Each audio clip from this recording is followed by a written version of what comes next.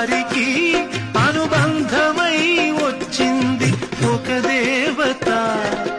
ఇంత చోటులోనే అంత మనసు ఉంచి, ఇంత చోటులోనే అంత మనసు ఉంచి నా సొంతమే అయ్యింది